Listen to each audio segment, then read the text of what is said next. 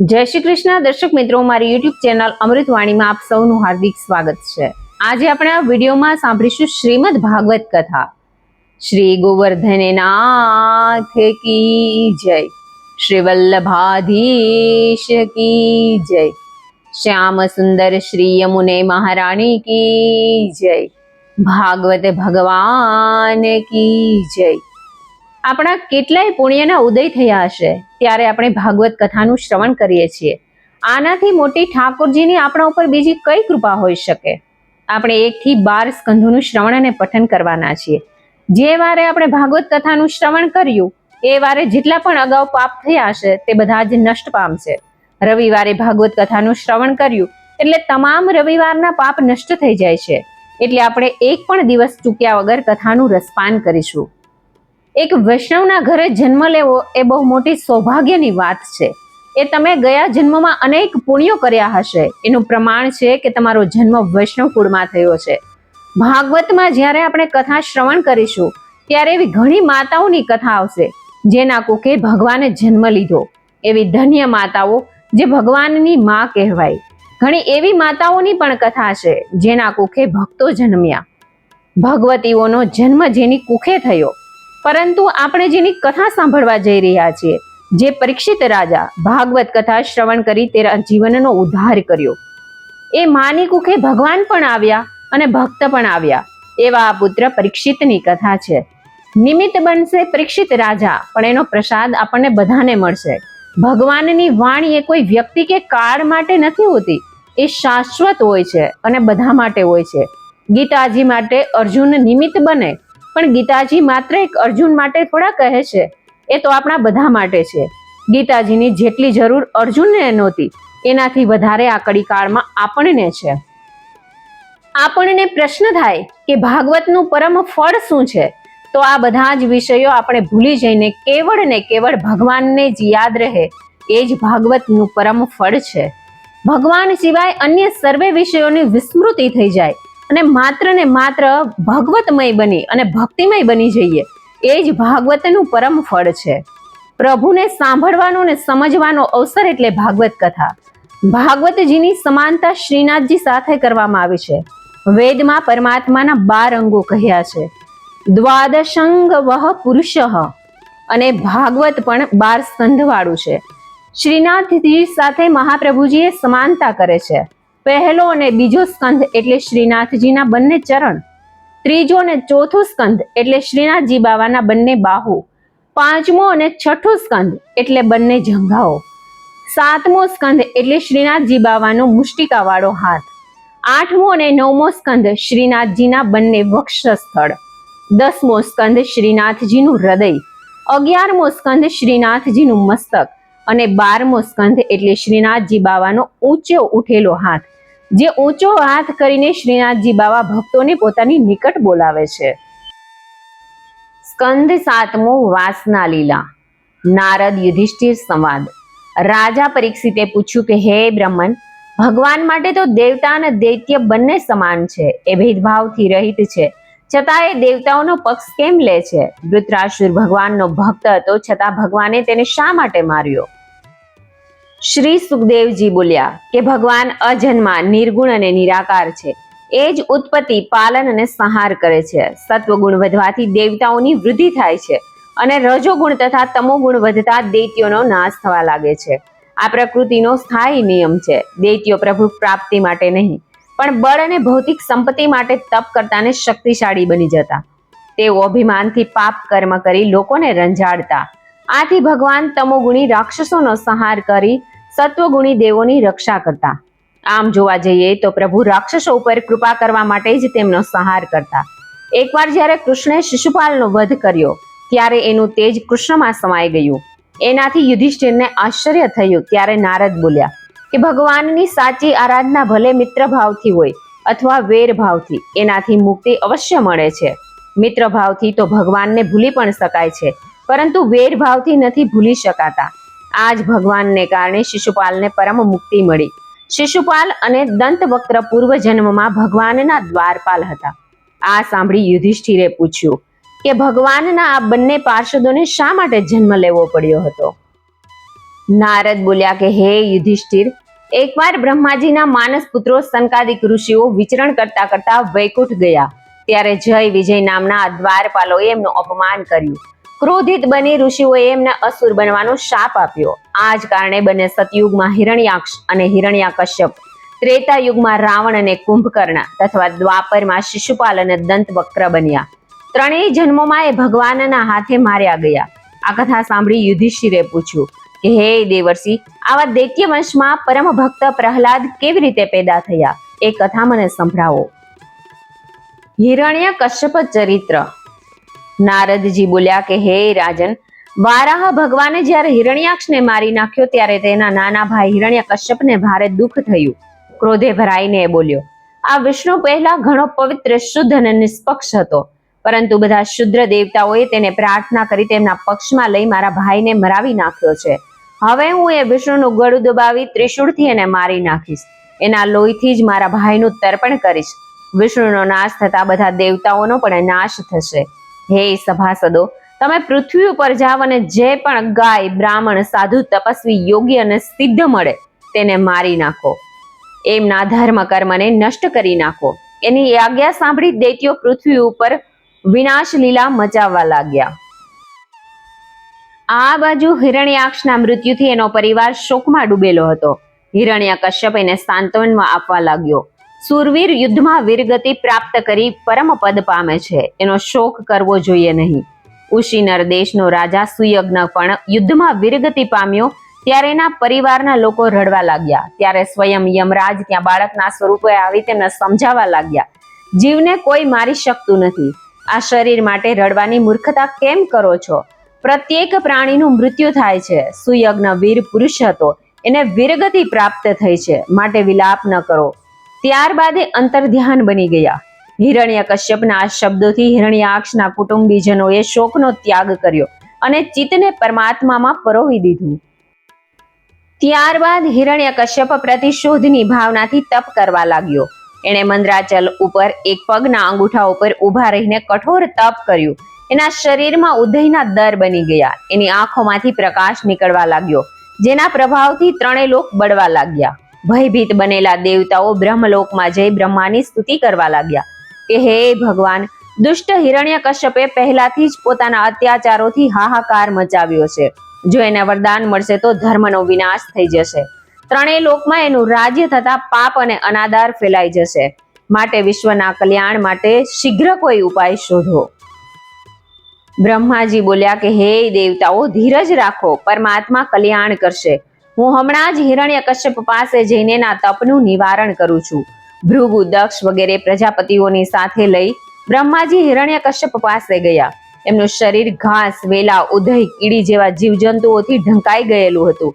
બ્રહ્માજીએ કમંડળમાંથી પાણી લઈ એના ઉપર છાંટ્યું, જેનાથી એનું શરીર કાંતિમય બની ગયું. એણે બ્રહ્માને પ્રણામ કરીને સ્તુતિ કરી. બ્રહ્માએ વરદાન માંગવાનું કહ્યું. ત્યારે હિરણ્યકશ્યપ બોલ્યો કે હે ભગવાન, તમારા સર્જેલા કોઈ પણ પ્રાણીથી હું માર્યો ન જાઉં.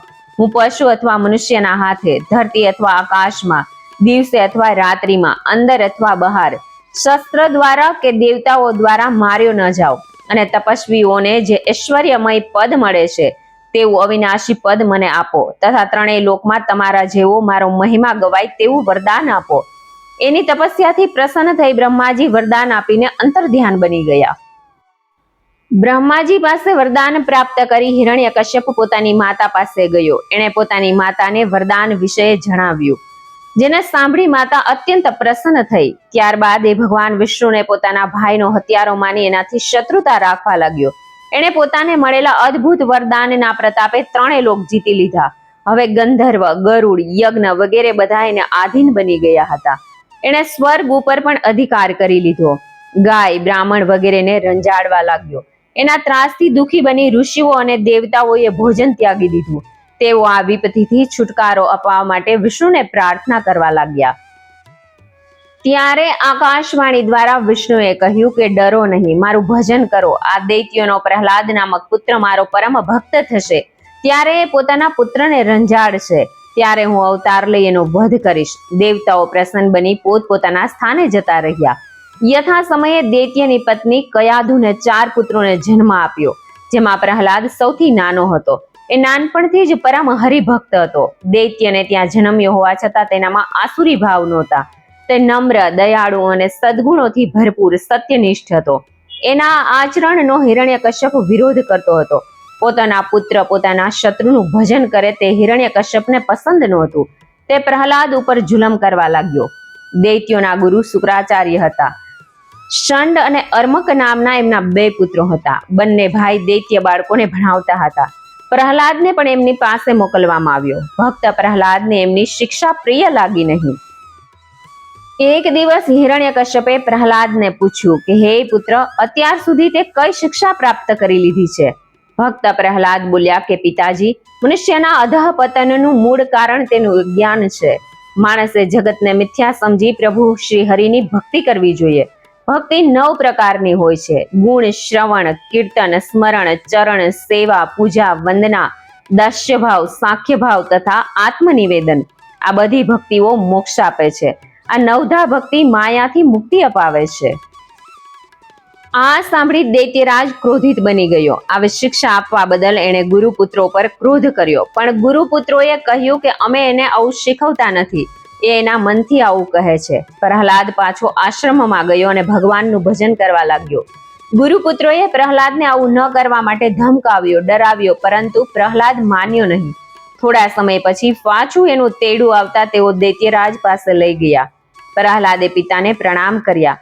પ્રસન્ન બની હિરણ્યકશ્યપે તેને ગોદમાં લેતા પૂછ્યું કે પુત્ર, હવે તે કઈ શિક્ષા પ્રાપ્ત કરી છે? પ્રહલાદ બોલ્યો કે પિતાજી, શ્રેષ્ઠ શિક્ષા ભગવાનનું સ્મરણ, ભજન, ભક્તિ છે. તમે એનું જ ધ્યાન કરો. સંસારની બધી વસ્તુઓ અસાર છે. ઈશ્વરની ભક્તિ જ બધાનો સાર છે. આ સાંભળતા જ ક્રોધિત બની દૈત્ય પ્રહલાદને ગોદમાંથી નીચે ઉતારી દીધો. એણે પોતાના દૈત્ય સેવકોને બોલાવી આજ્ઞા આપી કે જ્યારે પોતાનું અંગ સડવા લાગે ત્યારે તેને કાપીને ફેંકી દેવું જ હિતાવહ છે. મારા ભાઈના હત્યારા, મારા શત્રુની પ્રશંસા કરનાર આ પ્રહલાદ ભલે મારો પુત્ર હોય, છતાં તમે એને મારી નાખો. આજ્ઞા મળતા જ દૈત્યગણો ત્રિશૂળ, ખડગ વગેરેથી પ્રહલાદને મારવા લાગ્યા. પરંતુ પ્રહલાદ ઉપર એનો કોઈ પ્રભાવ પડ્યો નહીં. એટલે વધુ ક્રોધિત બની હિરણ્યકશ્યપે પ્રહલાદને ભયંકર હાથીઓના પગ તળે કચડી નાખવાની આજ્ઞા કરી. છતાં પણ પ્રહલાદનો વાળ પણ વાંકો થયો નહીં. ત્યારબાદ પ્રહલાદને પર્વતની ટોચ પરથી નીચે ફેંકવામાં આવ્યો. પરંતુ ભગવાનની કૃપાથી એનો વાળ પણ વાંકો થયો નહીં. આથી દૈત્ય પુરોહિતોએ કૃત્યાગ્નિને પ્રગટ કર્યો અને પ્રહલાદને એમાં બાળવામાં આવ્યો. છતાં પણ એને ઊની આંચ આવી નહીં. ત્યારબાદ વિષ, સર્પ વગેરેથી એને મારવાનો પ્રયાસ કરવામાં આવ્યો. પરંતુ આ બધા પ્રયત્નો વિફળ રહ્યા. છેવટે એને ઊંડા જળચરોથી ભરેલા સમુદ્રમાં ડુબાડવામાં આવ્યો. પરંતુ સમુદ્ર અને જળચરો એનાથી દૂર થઈ ગયા. કોઈ પણ પ્રકારે પ્રહલાદનું મૃત્યુ ન થતા હિરણ્યકશ્યપને અત્યંત ચિંતા થઈ. એ વિચારવા લાગ્યો કે પ્રહલાદ મોટો થતા એના અત્યાચારોનો બદલો અવશ્ય લે છે. શું એના હાથે જ મારું મૃત્યુ લખેલું છે? ત્યારે એના મંત્રી વગેરેઓએ કહ્યું કે મહારાજ, તમે ચિંતા ન કરો. ગુરુ શુક્રાચાર્યના આવવા સુધી એને નાગપાશમાં બાંધી દો, જેથી એ નાસી જાય નહીં. હિરણ્યકશ્યપને આ પ્રસ્તાવ પસંદ પડ્યો. એટલે દૈત્ય પુરોહિતો પ્રહલાદને નાગપાશમાં બાંધી પાઠશાળામાં લઈ ગયા. ત્યાં તેઓએ પ્રહલાદને સમજાવવાના અનેક પ્રયાસો કર્યા. પરંતુ પ્રહલાદ ઉપર કોઈ અસર થઈ નહીં. તે પ્રભુ સ્મરણમાં જ મસ્ત રહેતો હતો. પ્રહલાદ ત્યાં પણ અન્ય દૈત્ય બાળકોને ઉપદેશ આપવા લાગ્યો. મનુષ્ય પોતાના થોડા જીવનમાં ભગવાનનું ભજન કરવું જોઈએ. આ જ જીવનનો સાર છે. કારણ કે અડધા કરતા તો વધુ સમય ઊંઘવા, રમવા વગેરેમાં પસાર થઈ જાય છે. તમે લોકો મારી વાત માની ભગવાનનું ભજન કરો. બાળકો બોલ્યા, આટલી નાની ઉંમરે તમને આ જ્ઞાન ક્યાંથી મળ્યું તે અમને જણાવો. પ્રહલાદે કહ્યું કે આ જ્ઞાન મને ગર્ભાવસ્થામાં તો ત્યારથી મળ્યું છે. તમારા આ સંશયને દૂર કરવા માટે હું મારા પૂર્વજન્મની કથા સંભળાવું છું.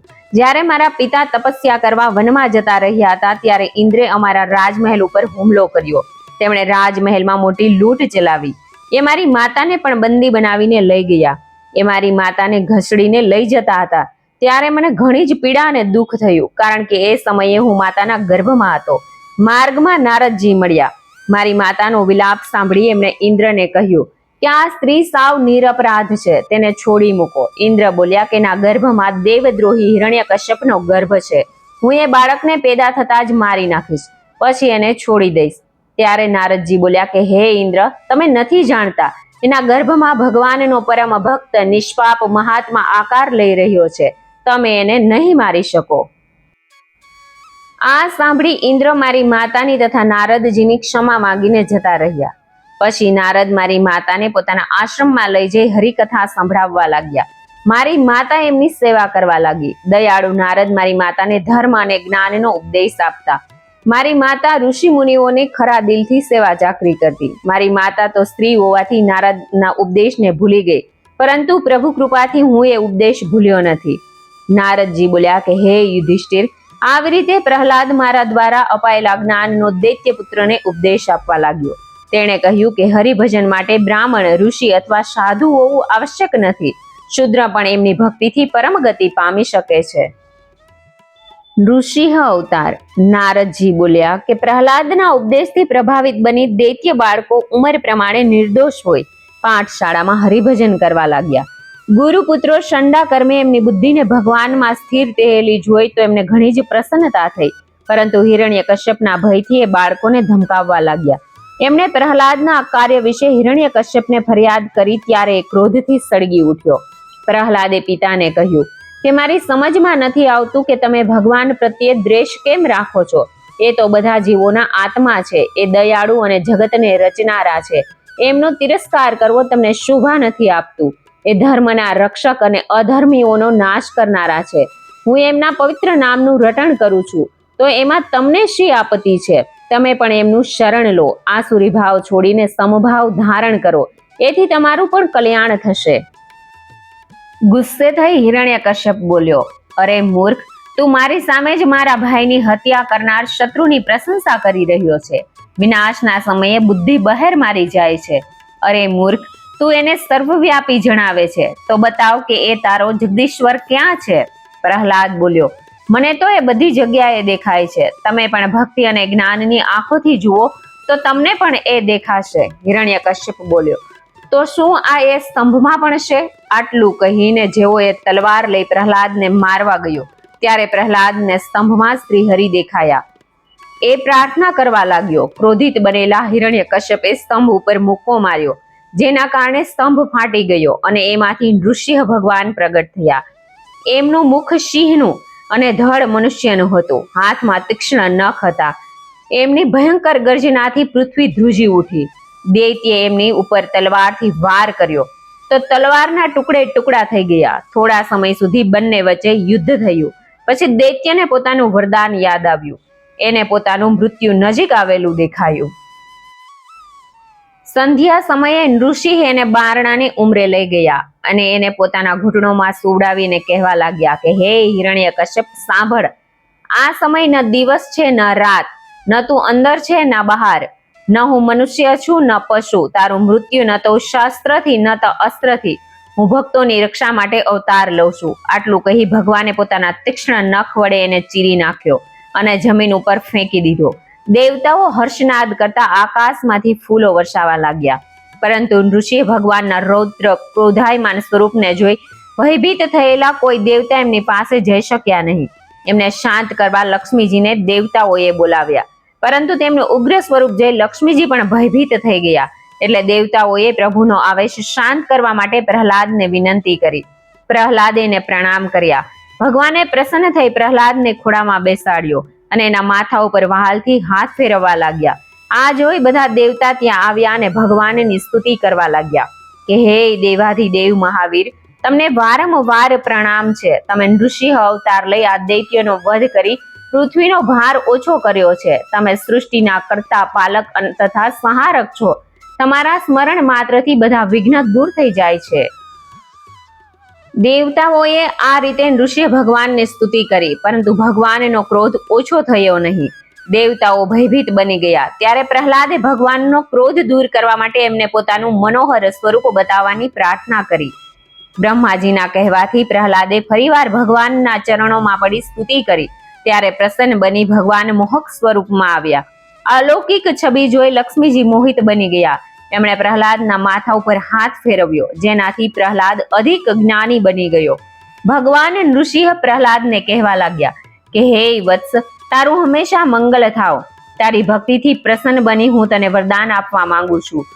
તું જે જોઈએ તે વરદાન માંગ, હું મારા ભક્તોના વશમાં રહું છું.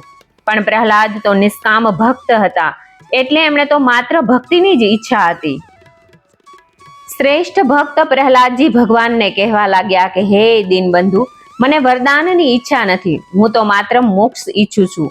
વરદાન તો સાંસારિક સુખ માટે માંગવામાં આવે છે. ઋષિ બોલ્યા કે હે પુત્ર, તમારી ઈચ્છાથી ન્યાય પાલન કરી રાજ્ય કારભાર ગ્રહણ કર અને ધર્મપૂર્વક રાજ્ય ચલાવ. પ્રહલાદ બોલ્યા કે હે પ્રભુ, મારા પિતાએ ઘણીવાર તમારા પ્રત્યે કટુ વચન શબ્દો કહ્યા હતા. એ તમને પોતાના ભાઈના હત્યારા અને શત્રુ માનતા હતા. તમે એમના અપરાધોને ક્ષમા કરીને સદગતિ આપો. ભગવાન બોલ્યા કે હે ભક્ત, તારા જન્મથી દાનવ કુળ 21 પેઢી સુધી પવિત્ર બનેલો રહેશે.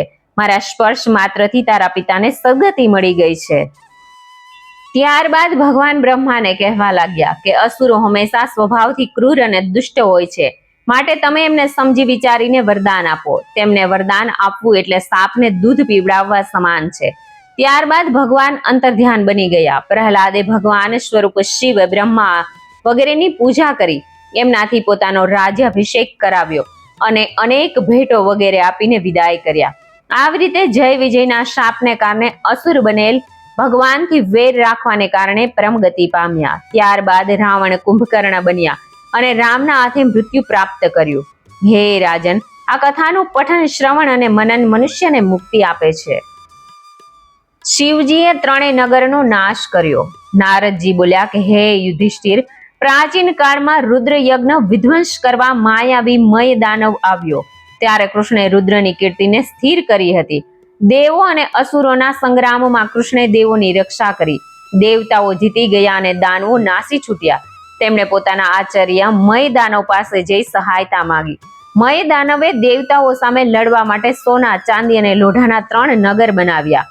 દાનવો એમાં રહેવા લાગ્યા અને લોકોને નષ્ટ કરવા લાગ્યા. એમનાથી દુખી બની દેવતાઓ શિવજીના શરણે ગયા. શિવજી બોલ્યા કે હે દેવતાઓ, તમે ભયભીત ન બનો. આમ કહી શિવે ધનુષ બાણથી 3 નગરોનું નિશાન લગાવ્યું. બાણ છોડતા જ એમાંથી તેજસ્વી પ્રકાશ પુંજવાળા અનેક અગ્નિ બાણ નીકળ્યા અને એ દેવતાઓનો વિનાશ કરવા લાગ્યા. દાનવો મૃત્યુ પામી જમીન ઉપર પડ્યા. ત્યારે મય દાનવે એમને અમૃત કુંડમાં નાખી ફરીથી જીવતા કર્યા. આ જોઈ શિવજી ઉદાસ બની ગયા. ત્યારે વિષ્ણુજી ગાય અને બ્રહ્માજી વાછરડું બન્યા અને મય દાનવના એ અમૃત કુંડનું બધું અમૃત પીને અદ્રશ્ય બની ગયા. મય દાનવ ક્રોધિત બની ગયો અને એ બધી વાત સમજી ગયો. ત્યારબાદ વિષ્ણુએ શિવજી માટે રથ, સારથી, ધ્વજ વગેરે બનાવ્યા. અભિજીત મુહૂર્તમાં રથમાં બેસી ભગવાન શિવ ધનુષ બાણ ચડાવી દૈત્યપુરી ઉપર બાણ છોડવા લાગ્યા. એમના બાણોથી 3 નગરો બળવા લાગ્યા. આકાશમાં દુંદુભી વાગવા લાગી. દેવતાઓ, ઋષિ વગેરે પુષ્પો વરસાવવા લાગ્યા. મય દાનવ પણ બળીને ભસ્મ થઈ ગયો. 3 પુરોને, નગરોને બાળવાને કારણે શિવ ત્રિપુરારી કહેવાયા. ઇતિ શ્રી શ્રીમદ ભાગવતમાં 7મો સ્કંધ સમાપ્ત. જય શ્રી કૃષ્ણ. જય શ્રી વિષ્ણુ ભગવાન. મને સાંભળવા માટે ધન્યવાદ.